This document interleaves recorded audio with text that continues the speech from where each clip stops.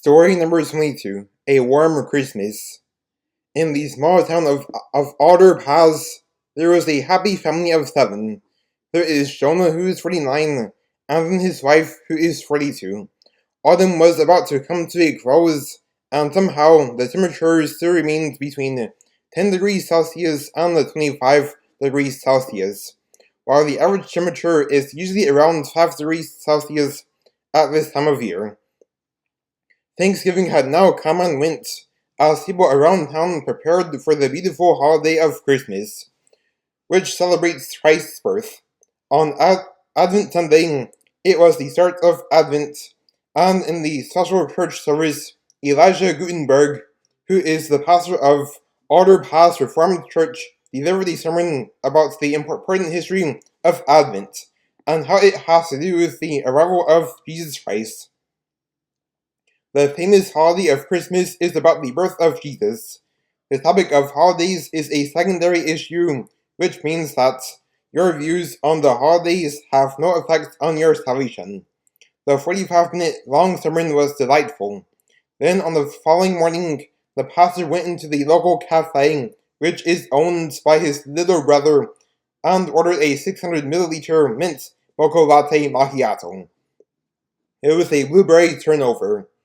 At the cafe, the pastor had a chat with Michael Sabin, who is the deacon of the church, who, by the way, was enjoying a chocolate donut and a 400 milliliter hibiscus herbal tea sweetened with honey. The pastor and the deacon were coming up with plans as to what Christian movie to show on the movie day before Christmas. Michael then came up with the idea to show a Christmas movie called Good Tidings, and the pastor was fond of the idea. It was now said that Lord willing, Good Tidings would be shown in church on the Friday before Christmas. Then on Tuesday, the family ran errands at the local grocery store, and they bought some things to prepare the lasagna for Christmas dinner. On the way out of the store, there were 2 people who got into a fight over parking just slightly over the line. The family just ignored the fights, as they have better things to do than to worry about a fight. In the following week, Elijah traveled to the city of Triton for a 4-day ministry conference that has to do with how we should view secondary and tertiary issues. On the first day of the conference, Elijah preached about how such issues have no effect on your salvation, and then preached that the only issues that affect your salvation are the primary issues. This topic was mainly the focus for the first day of the conference. Elijah was preaching alongside Johann Douglas, Jalen Dunmore, and Tyler Roberts. All 4 of these men, including Elijah, are both pastors and ministers. The conference was wonderful, and the preaching was recorded and uploaded to social media and posted onto the ministry's respective websites or apps. As the conference came to a close, the last day of the conference was an important Q&A that has to do with primary issues, secondary issues, and tertiary issues.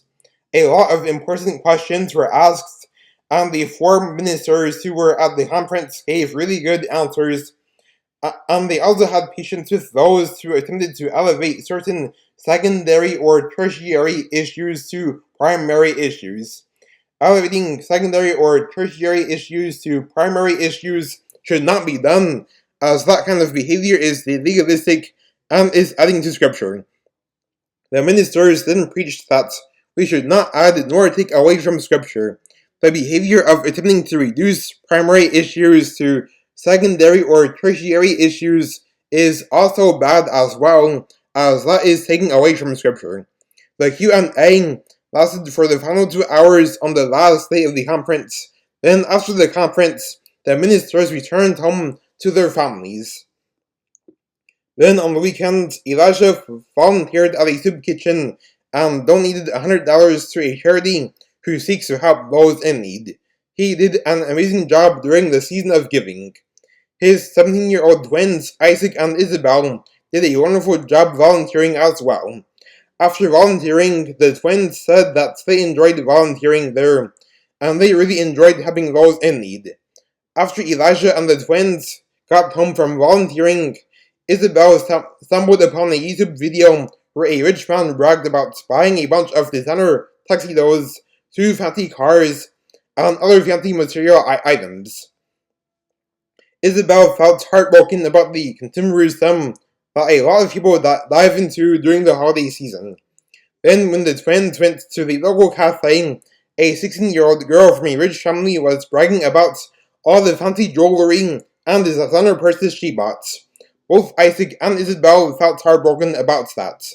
The twins then began talking about how a lot of people are caught up in consumerism, materialism, and their status, and the girl from the rich family overheard the twins' conversation. The rich girl then began making fun of the twins for caring about those in need and exposing the mindless consumerism and materialism a lot of people are ensnared in. The twins then witnessed to the rich girl, and the rich girl made fun of them even more. Long story short, the rich girl was kicked out of the cafe for her snobby behavior, which was also reported to her dad, as Paul Gutenberg, who is the owner of the cafe, personally knows the rich girl's dad. As the days went by, a hot front was coming in and was set to last for some time. People came up with wonderful ideas, and thanks to the hot front, the Gutenberg family decided to have a Christmas barbecue instead. They have now decided to have the lasagna on New Year's Day instead. Then on Christmas Day, it was a nice warm day, as the high for that day was 22 degrees Celsius. People enjoyed going on walks, going hiking, having a Christmas picnic, kayaking, and other outdoor activities. The Gutenberg family took advantage of this in a good way, too. They went hiking just after a Christmas picnic, which took place at lunchtime. The whole family had a good time and planned on coming back to the park on the following day, as the following day is the twins' 18th birthday. Then later that day, the family got their Christmas barbecue started. The family was enjoying delicious burgers, hot dogs, chips, and a Christmas salad. The gingerbread house was for Christmas desserts. Then on the following day, it was the twins' birthday, and the family went on another picnic for a second day in a row. The picnic was then followed by hiking and kayaking.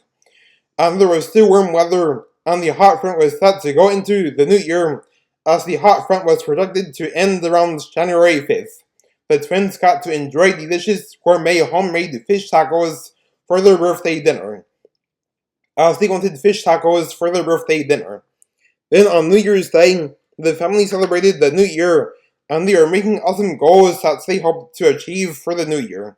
Since this was still during a hot front and the high for that day clocked 25 degrees Celsius, the twins asked their parents if they could go to the beach with their friends, and the parents said yes, and the twins also told them when they were coming back. Then Isaac and Isabel went to the beach and had an amazing time with their friends. They ate lunch at a brick-and-mortar seafood restaurant, enjoyed having a fun time on the beach. While they were in the restaurant, they handed out gospel tracts to the people in there. Then on the beach, the twins and their friends played beach volleyball, went swimming, and created a lot of fun memories. This was quite the fun way to start a new year. The day was filled with plenty of fun activities. Then at 7 p.m., the twins went back home, and their friends went back to their respective homes as well. The parents asked the twins how the trip to the beach was, and the twins were talking about how much fun it was.